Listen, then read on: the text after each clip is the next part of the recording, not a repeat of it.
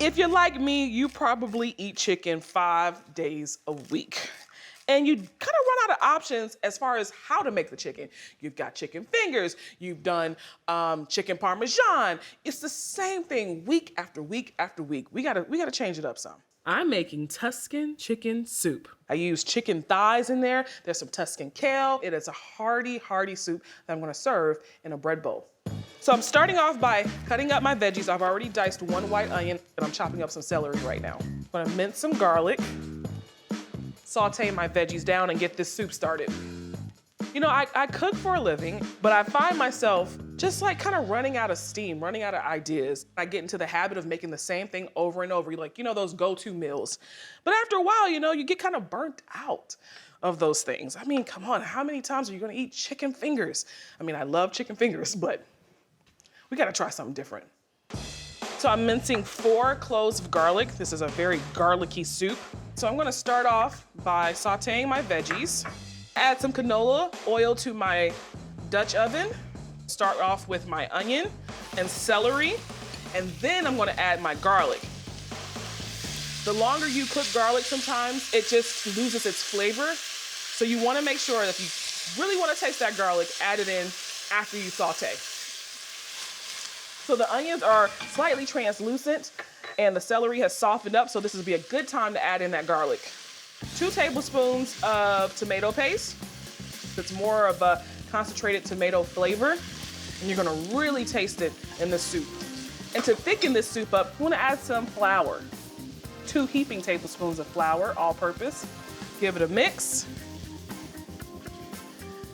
All right, now for the liquid. I'm gonna use about 1.5 boxes of chicken stock.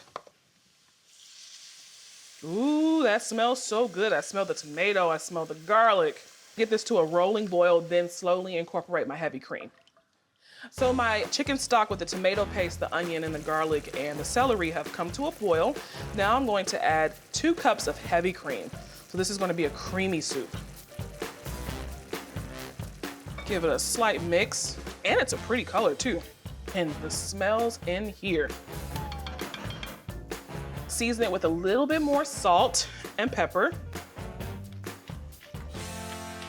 Now I normally start off by searing my chicken first and then adding in the ingredients after that. So instead of doing that, I'm going to poach the chicken within this liquid. So I have some boneless, skinless chicken thighs here. You get a ton of flavor in that dark meat. I'm gonna let this chicken poach on medium-low heat for about 15 to 20 minutes. So while that's poaching, I am going to cut up my kale and my sun-dried tomato. So I have some Tuscan kale here. I've washed this kale already. All I'm doing is removing the stem. We're cooking for real. Wash that pot. So I am just making a chiffonade, which is basically thin strips. See?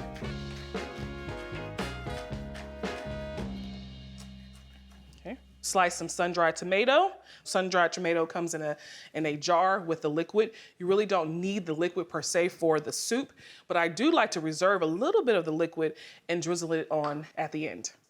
I feel like sun-dried tomatoes are a little bit more tangy, and I like the way it you can kind of bite, has a bite to it. I love the texture of sun-dried tomatoes, and it just works really well in this recipe. So I've sliced up my kale and sun-dried tomatoes. Just need to add it to the pot. I have some Parmesan cheese I'm gonna add as well. Before I add my kale and sun-dried tomatoes and parm, I'm gonna take that chicken out and shred it. Smells so good. I am just gonna take this chicken out, shred it up, and put it back in the pot. Okay. Now this chicken has been cooking for some time now, so it should easily shred, and look at that. It's like butter. Put this chicken back into the pot.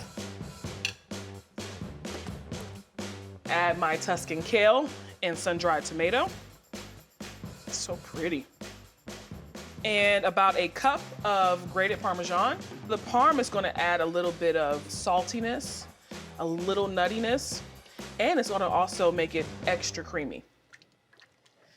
All right, I'm gonna let that cook for about 10 to 15 more minutes, and while that's cooking, I gotta get this bread ready. I have a small loaf of sourdough here. And if you are feeding more than one person, of course you can use more than one of these, but it's just myself today. Taking a small knife and just cutting out a circle at the top. You wanna save this as you can use this to dip, right? And just creating a little bow. I like using sourdough bread because it's a really hearty bread and it's gonna stand up to that soup. You know, once you put it in here, it's gonna really hold and soak up all of that soup goodness. And what I also like to do to make sure that that soup stays intact in this bread is to toast it. Brush the top and the sides with that reserved sun-dried tomato oil, and then pop it into the broiler so it can get slightly toasted. And don't forget about that top. Brush that too. All right, so I am going to toast this for about 5 minutes. While that toasts, I'm gonna check on my soup. Oh, it smells good, it looks delicious. Oh yeah, this is gonna be really, really good. I think my bread is done, and it is. Ooh, look at that, nice little toast on top. Now to taste. Ooh, that looks good. I can tell you already, it smells good. The moment of truth. Ooh. The chicken like melts in your mouth. The cream, the kale, and the tomato, the acidity from that, it's just like, it's so well-rounded. Like everything just comes together so well. And then wait. You gotta get that crusty bread and dip it.